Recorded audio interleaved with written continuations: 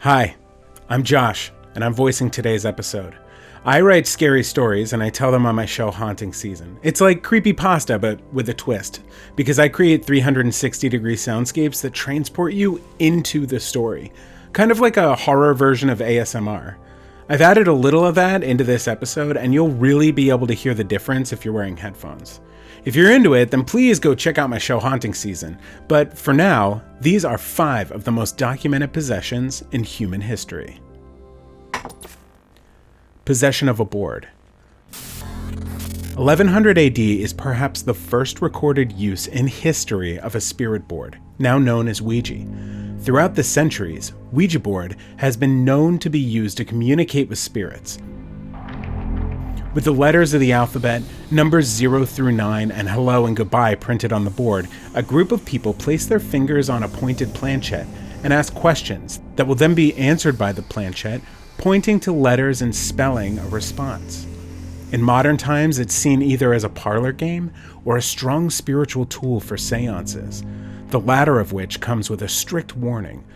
If ever you encounter a spirit by the name of Zozo, end this session immediately by saying goodbye.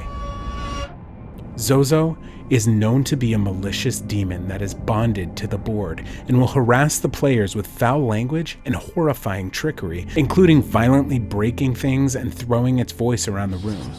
In one specific case, after connecting with the demon in a session with her dad, a small girl claims to see Zozo in her bath before going limp, nearly drowning, and then going inexplicably blind. The occurrences in the house get worse. Furniture begins to move itself around the house. Unexplained scratches appear on the skin of the father, and loud noises keep the family awake all through the night.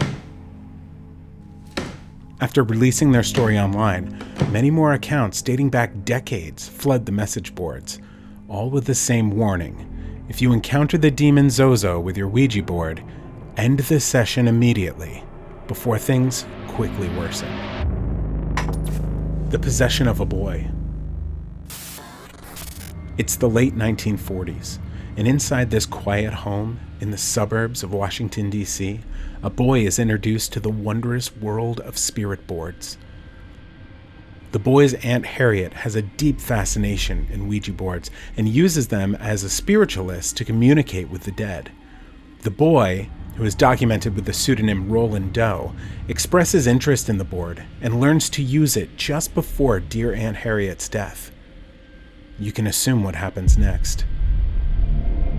Roland continues to use the board, now seeking his aunt's spirit, but what he finds is much more sinister and is doomed to leave a lasting impact not only on him, but more than 50 others. It begins small, with the sound of distant cries, screaming, scratching, that can only be heard when the boy is near. His parents are concerned, but patient. It's when things escalate to picture frames being flung from the walls and the boy's bed frame vibrating and shaking violently at night that they begin to suspect something much more malicious is at play. At school later that week, Roland's desk shakes, and classmates and his teacher watch as all of his belongings are flung inexplicably in the air. Doctors and psychiatrists are no help, and that's when the Reverend is called in. After witnessing the full array of supernatural events on his own, the priest calls for an exorcism, but this does little more than worsen the situation. Despite being untouched by human hands, the boy's body is left with bruises, bite marks, and the words, "Help me," carved into his skin. The exorcisms continue, but the boy's condition is deteriorating rapidly. One day, a new word is carved into his skin. It simply says, Louis, which the family takes as a cue to move back to their original home in St. Louis. The days are mild, but at night, Roland is speaking Latin, screaming and reacting violently to religious items that are brought in for the more than 25 exorcisms that take place over 2 months. He's admitted to a hospital where psychiatrists and priests team up together to rid the boy of the demon. But the harder they try, the worse it gets. The boy rips open his mattress in a fit, breaking off a spring and slashing the priest's arm open. "Satan will always be with me," the boy screams. All is thought to be lost, and then a miracle. The boy wakes up after months of demonic torture and tells the people in the room, "I saw St. Michael vanquish Satan on the battlefield." The boy is saved, and so are the events that happened in over 16 pages of documents from the psychiatrist, as well as the priest's nightly diary. More than 50 people witnessed these events over the course of the months that the boy was terrorized, and the story lives on in a new form in the book and award-winning film, The Exorcist. Possession of a doll. One day, in the mid-1970s, Mama brings home a Raggedy Ann doll for her daughters, a classic toy for children at that time. One of the daughters leaves it every morning on her bed, sitting with its arms to the side, but upon returning to the room, finds it in a different position. The girls love the doll. They become infatuated with it, and bring it one day to the breakfast table, insisting that Raggedy Ann needs her own setting. Well, the doll agrees, because on its own, Ann moves her hands from her lap to the tabletop, startling the mother. Mama finds this slightly disconcerting, and so she calls up a local medium who promptly schedules a seance, during which they find that the doll is possessed by the spirit of a girl named Annabelle, who died on the street outside while riding her bike. But God doesn't allow the spirits of little girls to possess dolls, says Ed Warren, self-acclaimed demonologist and husband to a renowned medium, Lorraine. These famous spiritualists are called in next, as things begin to escalate. Annabelle, whose raggedy build is designed to be floppy and limp, is found standing in doorways, a feat seemingly impossible.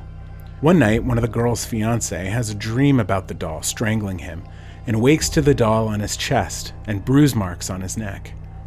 He throws it across the room, shouting, "You're just a doll!" And that's when they see it. 7 psychic slashes across the man's chest, bleeding through his t-shirt. Exorcisms don't work this time, and the doll is taken for storage and restrained in the Warrens' home, locked behind glass that is blessed by a priest daily. But this doesn't keep the doll from causing mayhem. One day, a man and his girlfriend come to see the doll, in what then has become a museum of oddities. Lorraine warns the man not to provoke the doll, but he insists on knocking on the glass and shouting those same foolish words as the fiancé before. "You are just a doll." When his girlfriend woke in the hospital, she recalled that on the ride home, the man started laughing uncontrollably and steered his motorcycle into a tree. He died instantly. Annabelle was watched over by Lorraine Warren until her death in 2019.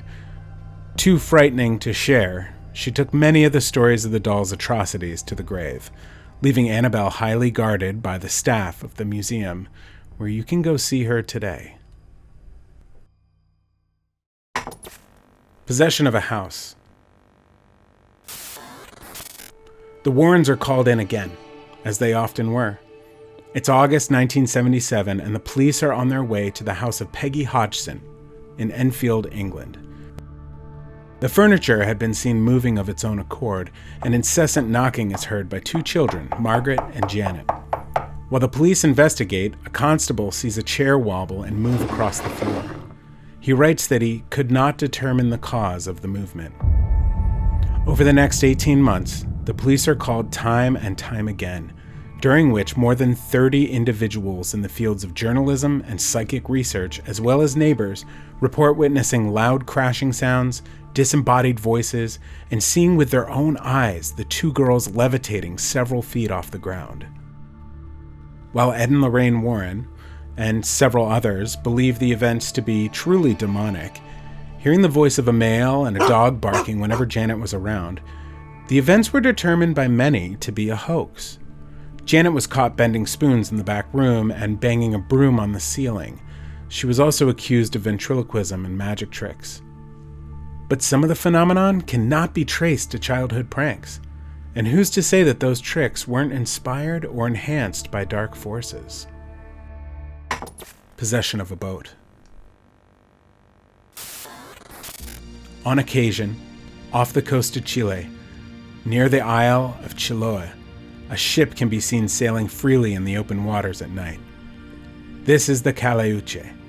It is a sight to be seen. Painted all white, it has 3 masts, each with 5 white sails, and is lit by beautiful lights. And if it gets close enough, one can hear the sounds of a vibrant celebration on board. But as quickly as it can appear, it can also disappear beneath the surface of the sea. And while it can be seen by the living, it can only be boarded by the drowned. It is said in Chile, when a sailor drowns, they are ushered by the Sirena Chalota, a type of mermaid, to the ship where they can resume their existence as if they were alive. But there's a more insidious attraction to the ship as well. The beauty and wonder and joyous sounds of the ship are also a siren song to fishermen and sailors alike, tempting them into the night sea to drown and join the crew of the Caleuche for eternity, unless they bargain for their lives through magical pacts. It is said when a person in Chiloé gets rich quick, it is the dark pact of the crew of the Caleuche. Thanks for watching. Again, I'm Josh from Haunting Season. I tell scary stories on my channel with 360-degree soundscapes, and once a month I also interview a horror author and talk about fears we all have, where they come from, and why we find them scary.